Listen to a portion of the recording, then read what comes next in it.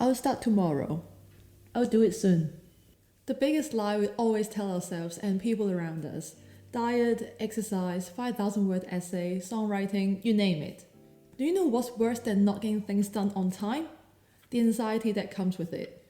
Anxiety cost is the cost that you pay in not doing the thing sooner rather than later because your mind is taken up ruminating about the fact that that thing still needs to be done. Why do we do this anyway? Short-term comfort versus long-term pain. Of course, we want the easy and the comfort right now. We want to lie on the couch instead of going for a walk. We want to postpone everything to tomorrow because we just want to chill and do nothing. And we always think that we will have time in the future. We rely on the future selves that there will be more momentum and energy instead of now. In this video, I will go through the real hidden costs of not doing something sooner, and how I broke through the mental barriers, the bullshits that I keep telling myself to make the important decisions and achieve goals consistently.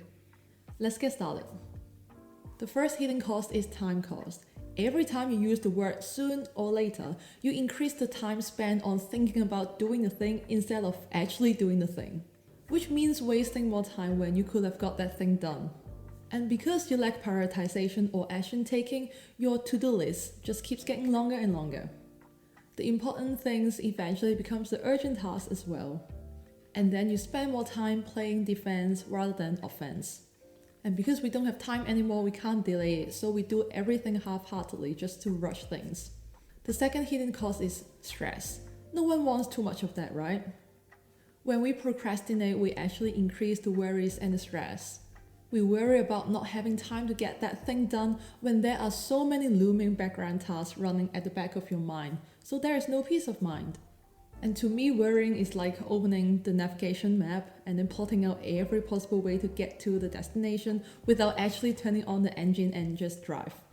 And because we are so caught up in the worries, the thoughts that we have in our mind, that looming to-do list, we cannot actually enjoy life or to enjoy every moment as it is. Eventually, you will lose your mental clarity, which means you can't make good decisions. And don't forget this, inaction is action as well. You decide to not take any action. But we don't often weigh the cost of inaction, and that's the real problem. The third hidden cost is the quality of the outcome often drops, and there are two ways to think about that. The first one is on decision making. We need more time to think about that. It's the most common excuse that we hear. But oftentimes what we need is information to make a good enough decision, given that the outcome is not completely irreversible. But we don't need more time, we just need information. From booking air tickets to actually changing my career, I've experienced massive anxiety caused by not making the decision right away. I often worried about the what ifs and the worst case scenarios. As a result, I always end up making rash decisions that I regretted later on. The second thing is on getting things done. Perfectionism, procrastination, or deferring pain. For example, I struggle so much to sit down and film this video, but then that looming deadline is just at the back of my mind, but then I lack inspiration, I don't have time, my voice is not great, etc. Many excuses. But then if I only film this video on the day I'm supposed to upload that, my quality will drop. I would totally argue that anxiety cost is something that weighs a lot and you can't afford to have it. So what are the solutions? The first tip that I have is to starve anxiety with action. For example, we can adopt the stoic mindset. What is under your control? What is under your influence? And then you can discard the rest and just make peace with it. The second tip is to manage our inner voice. Oftentimes we have so many automatic negative thoughts, or what I like to call the ants. But we can actually identify the trigger, the thought, rate how likely the thought is going to happen in real life, and then try to come up with an alternate thought to override the story that we have been telling ourselves. Ultimately, it's all about taking action. This is one of the biggest lessons I took away from experiencing cognitive behavioral therapy myself, and I've seen massive success when I try to implement some concepts with my clients as well. The third tip is about getting the clarity and momentum to get things done. And this is when morning routine comes in. First of all, you need to get the foundation right. Getting good sleep, good diet, exercise, viewing daylight, delaying your caffeine intake, that kind of things. And the second thing is to plan ahead for the top 3 things that you will get done today.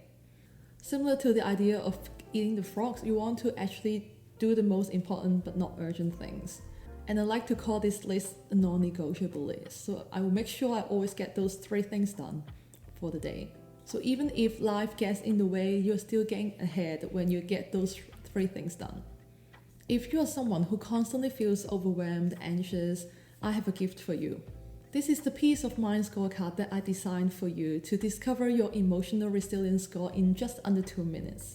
And I also include the tips and some free Notion templates for you to feel better right away.